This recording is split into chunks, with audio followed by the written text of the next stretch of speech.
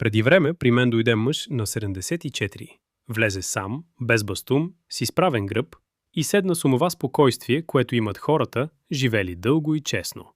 Каза ми: „Докторе, казаха ми, че трябва да се оперирам. Не ме боли особено, но ме е страх да откажа.“ Погледнах изследванията му и ви казвам самата истина.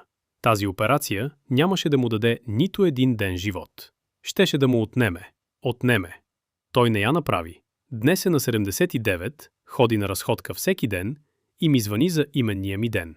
А в същия месец, на съседния стол, седеше жена на 71, която се дърпаше от друга операция, уплашена, отлагаща, убедена, че на нейните години не си струва. Убедих я. Тя влезе в залата. И тази операция й върна живота. Буквално, не като красива дума. Ето каква е горчивата истина, за която малко хора говорят открито. След 70-та година някои операции ви крадат години, а други ви ги подаряват. И най-страшното е, че повечето хора грешат точно наопаки. Съгласяват се на онези, които крадат, и бягат от онези, които дават. Днес ще ви подредя всичко. Ще ви кажа кои 3 намеси след 70 най-често отнемат от живота ви и защо. И кои 3 си струват всяко притеснение, всяка нощ в болницата, всеки страх. А накрая ще ви кажа онова, което почти никой не ви казва. 3 въпроса, които трябва да зададете на хирурга, преди да подпишете каквото и да било. Тези въпроси са по-важни от самата операция. Оставям ги за края, защото искам да ги чуете, когато вече разбирате защо са толкова важни. Останете с мен. Няма да е скучно, обещавам ви. Първо трябва да разберем едно нещо, иначе всичко останало няма смисъл. Тялото на 70 не е тялото на 40. Не е по-лошо. Различно е. То се възстановява по друг начин. Представете си, че организмът ви е спестовна книжка. Цял живот сте внасяли по-малко. Сън, движение, мускул, апетит, бистра глава. На 40 години в тази книжка има много. Една операция тегли оттам, вие дори не усещате. На 75 в книжката има точно толкова, колкото ви трябва за спокоен живот. И всяка голяма намеса тегли от нея. Общата упойка тегли. 2 седмици на легло теглят. Болката, която ви отнема съня, тегли. Дните без нормална храна теглят. Затова въпросът след 70 никога не е може ли да се направи. Почти винаги може. Въпросът е друг. Струва ли си това, което ще извадим от книжката? И тук идва първата от 3 операции, които най-често крадат години. Първата е така нареченото почистване на колянната става при обикновено възрастово износване. Много хора я познават. Влизат през малка дупчица, с камера, изглаждат, изчистват, махат парченце от онази хрущялна възглавничка вътре. Звучи безобидно. Малка е, нали? Ще станете същия ден. А сега слушайте внимателно, защото това го знаят всички ортопеди по света и почти никой не го обяснява на пациента на разбираем език. Когато коляното боли заради години употреба, заради износената хрущялна повърхност, заради възрастта, това почистване в огромния брой случаи не дава нищо повече от търпението и правилните упражнения. Нищо. Хората, които са били оперирани и хората, които са правили редовна гимнастика за бедрото, след година се чувстват еднакво. Само че едните са минали през упойка. През 2-3 седмици щадене, през отслабване на мускула на бедрото, който точно тогава е трябвало да се укрепва, не да отслабва. И през онзи странен, тих спад, който виждам постоянно, човекът излиза от операцията и вече не е същият ходещ човек, какъвто беше преди нея. Спрял е да излиза. Пази се. И оттам започва истинската му старост. Внимавайте да не ме разберете погрешно. Има случаи, в които коляното наистина се заклещва, блокира, не може да се изправи до край, там намесата е оправдана. Разликата е огромна между боли ме от години и заклещва ми се и не мога да го изправя. Първото рядко се решава с нож. Второто – понякога да. И запомнете едно златно правило, което ще ви послужи и за 3 крадливи операции. Когато проблемът е бавно натрупван с годините, решението почти никога не е бързо и рязко. Втората операция, която краде години, е още по-тежка и още по-често се прави. Това е голямата намеса на гръбнака при обикновена възрастова болка в кръста. Онази, при която сковават 2 или 3 прешлена, с винчета, с пластинки, с цялата тежка техника. Човекът идва, защото го боли кръстът от години. Правят му снимка. И на тази снимка, разбира се, се вижда какво ли не – износване, стеснение, издатини изгладени дискове. Само че сега ще ви кажа нещо, което вероятно ще ви шокира. Ако утре съберем 100 души на 70 години, които изобщо не се оплакват от кръста, нищо не ги боли, копаят, носят, живеят и ги снимаме, при огромната част от тях ще намерим същите тези промени. Същите износвания. Същите издатини. Значи снимката не е виновникът. Снимката просто показва изживените години. А когато решим да сковем гръбнака заради нещо, което всъщност е и в гърба на здравия ви съсед, се случва следното. Скованото място вече не се движи, но животът изисква движение. И тогава прешлените над и под него започват да работят двойно. След 2-3 години заболява точно там. Идва предложение за нова операция. И така човек влиза в тунел, от който няма излизане. Виждал съм хора, които са минали през 3 такива намеси и накрая не могат да извървят и 50 метра. Има изключения, разбира се, и те са важни. Когато кракът изтръпва и отслабва наистина, когато стъпалото започне да пада, когато има проблем с контрола на пикочния мехур, това вече е друг разговор. Там чакането е грешка. Но обикновената болка в кръста, която идва и си отива с годините, се лекува с движение, с укрепване на корема и седалището, с топлина, с търпение и със сваляне на няколко килограма. Не с винтове. И знаете ли какво ме натъжава най-много? Че точно тези хора имат сили. Идват при мен с живот в очите. А след 3-та операция очите са други. Задръжте това усещане, защото след малко ще ви кажа 3-та. И тя е най-коварната от всички. Тя е операцията, на която не бива да се съгласявате за нищо на света, когато я предлагат в определена ситуация. Само че преди нея искам да ви кажа нещо кратко. Ако до тук ви е било полезно, натиснете палеца нагоре. Не заради мен. Заради онези хора на вашата възраст, до които видеото ще стигне само ако вие го харесате. Един ваш палец може да спре нечия ненужна операция. Толкова е просто. Сега, 3-та. 3-та операция, която краде години след 70, е плановото разширяване на сърдечен съд, когато човекът е спокоен, стабилен и почти без оплаквания. Обръщам внимание, говоря само за спокойната, плановата ситуация. Не за инфаркт. При инфаркт всичко е обърнато наопаки и след малко ще стигне и до това. Сценарият е познат. Отивате на профилактика. Правят изследване. Казват ви: има стеснение. Опасно е. Трябва да се разшири. Вие чувате сърце и опасно и вече не чувате нищо друго. Кой би отказал? А истината е тежка и я казвам съвсем открито. Когато човек е стабилен, когато няма пристъпи в покой, когато оплакванията са редки, тази планова намеса в повечето случаи не му удължава живота и не го спасява от инфаркт. Тя облегчава оплакванията, когато ги има. Това е нейната работа. Но човек, който няма почти никакви оплаквания, няма какво да облегчава. Той поема риска, без да получи ползата. А рискът е реален. Съдовете на 75 са крехки. След такава намеса се пият специални лекарства за разреждане на кръвта, а те при възрастен човек, който вече взима и други неща, носят своите опасности. Виждал съм хора влезли за всеки случай, а излезли с усложнение, което ги е променило завинаги. Ето защо тази е най-коварната. Защото се предлага в най-страшната опаковка – думата сърце. Никой не може да мисли трезво, когато чуе тази дума. Тогава какво да правим? Питайте. Питайте направо. Тази намеса ще ми удължи ли живота или ще облегчи оплакванията ми? И ако честният отговор е вторият, а вие всъщност почти нямате оплаквания, имате пълното право да кажете: нека първо опитаме с лечение и с промяна на начина на живот. Ще се върна, ако стане по-зле. Никой лекар няма да ви се разсърди. А ако някой ви се разсърди, това вече ви казва нещо за него. Сега обаче искам да обърна страницата.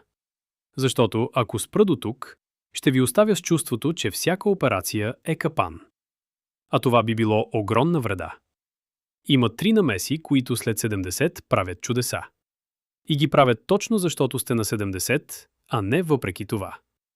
Първата е катарактата. Пердето на окото. Знам какво си казват мнозина. Още виждам. Ще потърпя. Стара съм за операции. И така минават година, 2, 3, Светът бавно избледнява, цветовете стават сиви, лампите започват да се разливат в ореоли и вечер вече не се излиза. А сега слушайте внимателно, защото това е една от най-подценяваните истини в цялата медицина за възрастни хора. Когато човек спре да вижда добре, той спира да излиза. Когато спре да излиза, спира да ходи. Когато спре да ходи, мускулите му се стопяват и равновесието му си отива. И тогава идва падането. А падането след 75 е събитие, което може да пренареди целия остатък от живота. Но има и още нещо, което е още по-удивително.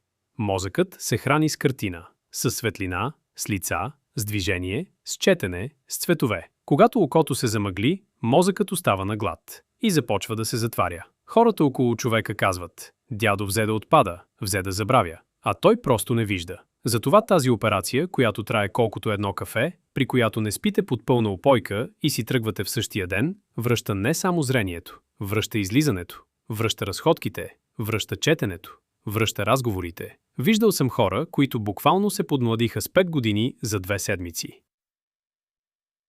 Ако някой ви е казал, че сте твърде възрастен за махане на перде, не му вярвайте. Точно обратното е. Колкото по-възрастен сте, толкова повече ви трябва. Втората операция, която подарява години, ще ви прозвучи странно, защото никой не иска да я прави. Но когато трябва, трябва бързо. Това е операцията при счупена шийка на бедрената кост.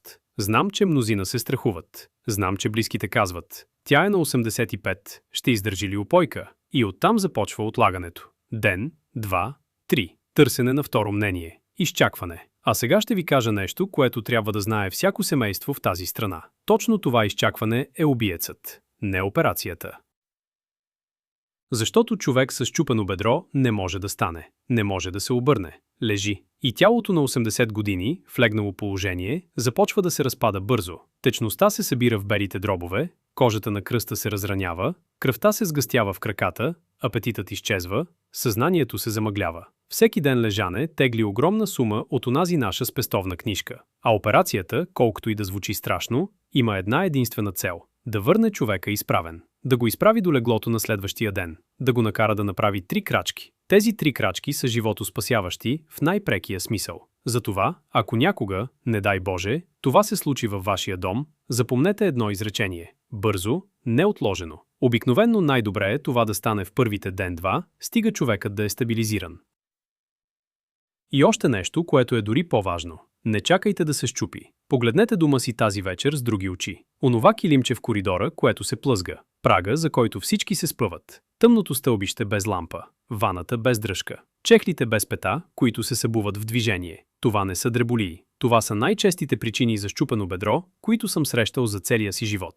5 минути тази вечер могат да ви спестят 5 години. Сега, преди третата подаряваща операция, искам да ви кажа още нещо от сърце. Ако имате родител, съсед или приятел, който точно сега стои пред такова решение, пратете му това видео. И ако още не сте се абонирали, направете го. Тук говорим спокойно и честно за неща, които в кабинета никой няма време да ви обясни. Аз ще продължа да ги обяснявам, докато имате търпение да ме слушате. А сега, третата и може би най-впечатляващата. Това е смяната на износената сърдечна клапа.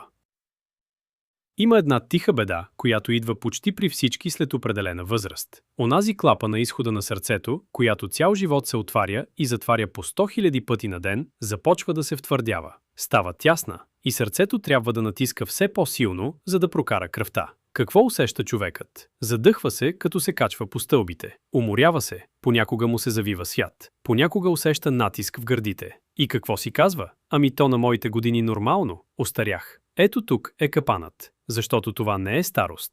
И е коварно с това, че когато оплакванията вече са ясни, времето започва да тече бързо. Много бързо. Това е едно от малкото сърдечни състояния, при които изчакването е наистина опасно. А хубавата новина е удивителна. Днес тази клапа често може да се смени, без да се отваря гръдният кош. Влиза се по съда от крака. Човекът не е под дълбока упойка много часове. И на другия ден вече седи. След седмица е у дома. Виждал съм хора на 87, които преди намесата не можеха да стигнат до тоалетната без почивка, а 2 месеца по-късно се разхождаха до пазара. Ето това е разликата, за която ви говоря през цялото време. Едната група операции поправя картинка на снимка, другата поправя механизъм, който в момента се проваля. Първата ви взима, втората ви дава. И ако искате едно просто правило, което да носите в главата си като компас, ето го. Когато проблемът е бавно износване, което боли, но не ви спира, първо движение, търпение, тегло, лечение. Ножът е последен. Когато проблемът е нещо, което вече се проваля и ви спира да живеете, счупено, запушено, замъглено, тясно, тогава чакането е по-опасно от намесата. Запомнете това. Поправяме проваления механизъм, не поправяме снимката. А сега обещаните въпроси. Онези 3, които трябва да зададете, преди да подпишете каквото и да било. Молбата ми е да ги запишете. На гърба на рецептата, на календара в кухнята, където и да е. Първи въпрос. Какво ще стане с мен, ако не направя нищо в следващите 6 месеца? Този въпрос е златен. Отговорът дели двете групи операции по-точно от всяко изследване. Ако чуете, ще ви боли горе-долу същото, ще видим, имате време и имате право да опитате по-мекия път. Ако чуете, ще се влошавате бързо и това е опасно, тогава не отлагайте. Втори въпрос. Каква е целта? Да ми се облегчат оплакванията или да ми се удължи животът? Тези две неща не са едно и също, а хората ги бъркат постоянно. Ако целта е облегчение, а вие в момента почти не страдате, тогава плащате цена без да получавате стока. Ако целта е удължаване на живота, това е съвсем друг разговор. Трети въпрос, и то е за операцията, която все пак ще направите. Какво мога да направя аз в седмиците преди нея, за да мина по-леко? Тук е тайната, за която почти никой не говори, а тя променя изхода повече, отколкото можете да си представите. Тялото ви не влиза в операция такова, каквото е било преди 5 години. Влиза такова, каквото е тази седмица. И вие можете да го подобрите. Ходете. Всеки ден, колкото можете. Дори по коридора у дома. Всяка крачка преди операцията е крачка, която ще имате след нея. Хранете се с достатъчно белтък. Извара, яйце, риба, кисело мляко, боб, леща, малко месо. Не гладувайте, за да сте по-леки за упойката. Обратното, човекът, който влиза в операция изтощен, излиза от нея много по-трудно. Ако пушите, спрете. Не завинаги, ако не можете, спрете поне за 4 седмици преди намесата. Белите дробове и раната ще ви се отблагодарят по начин, който трудно ще повярвате. Кажете на лекаря си всичко, което пиете. Всичко. Включително билките, включително таблетките от аптеката без рецепта, включително онова, което пиете само понякога. Особено ако взимате нещо за разреждане на кръвта. Погрижете се за зъбите си предварително. Знам, звучи странно преди операция на коляно или сърце. Но възпаление в устата е огън, който пътува по цялото тяло. И проверете дали не сте с ниско кръвно желязо. Човек, който влиза в голяма операция с изтощена кръв, се възстановява много по-бавно. И последното, което ще ви кажа тази вечер, е онова, което трябваше да чуе мъжът от началото. Той, на 74, с изправения гръб. Той ме попита нещо, което помня и до днес. Каза: „Докторе, а не е ли егоистично да откажа? Все пак ми предлагат помощ." А аз му отговорих: „Не отказвате помощ. Отказвате намеса, която не решава вашия проблем. Това не е инат. Това е зрялост." Защото ето какво разбрах за всичките си години в тази професия. След 70, вие вече не се борите за още едно изследване с добри числа. Вие се борите за нещо съвсем друго. За способността да станете сутрин сам. Да си вържете обувките, да излезете до магазина, да вдигнете внучето, да отидете на гости, да не зависите от никого. Това е истинската валута на вашите години. Не показателите. Самостоятелността. И затова всеки път, когато ви предложат нещо голямо, задайте си този единствен, най-важен въпрос. Това ще ме направи ли по-независим след половин година или по-зависим? Ако отговорът е по-независим, влизайте смело. Възрастта не е пречка. Виждал съм 85 годишни, които влизат в операция с шега на уста и излизат по-живи от преди. Ако отговорът е по-зависим, имате пълното право да кажете не. Спокойно, вежливо и твърдо. Никой на този свят няма повече право върху вашето тяло от вас самите. И знаете ли кое е най-хубавото? На 70, вие най-после имате опита да разпознаете разликата. Разходете се утре сутрин. Дори 20 минути. Това е единствената намеса, която никога, при никакви обстоятелства, не ви краде години.